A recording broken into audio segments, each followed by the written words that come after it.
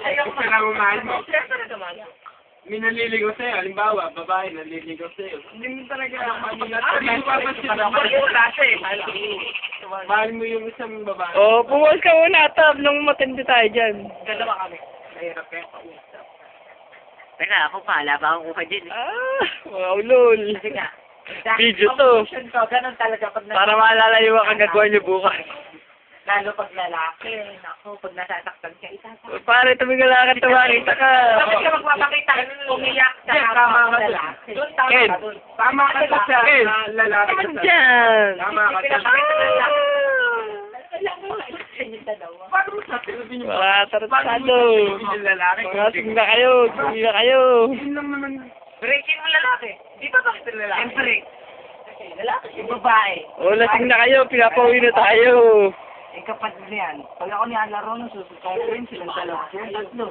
Pati rin nato ang posible. Ang nanay sa ni Dexter. Ako nanalo pa siya. Break up sa kanila yung babae. Mga isingang. Anong nararamdaman? O, nagsisihi na, uwi na tayo. Dex. Niligawan mo siya. Alas 4 na. Okay. Dati rin nato ang posible. Mahal mo siya. Nasasaktan Kung sabihin hindi mo pinagtanggol.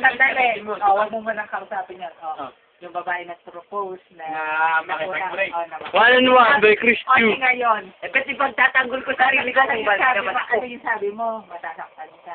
Oo. O, paano pag ikaw yung nag-propose ng break sa babae? Masasaktan yung babae dahil ikaw nag-propose. Di ba? Tingnan mo, o sa kanya nangyari. Oh, wala ka tapos sa kwento.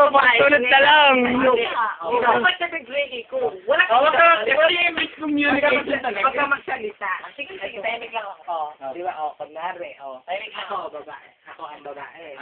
Bakla. Hindi ka babae. Nararamdaman mo. Ako na rin yung jawang babae, nakipag-break sa'yo. Masakit para sa akin. Dahil mahal Para ko siya. sa'yo. O, ngayon, ikaw ang nakipag-break sa babae. Masakit para sa kanya. Ayun ang sinasabi. Yan, shout out.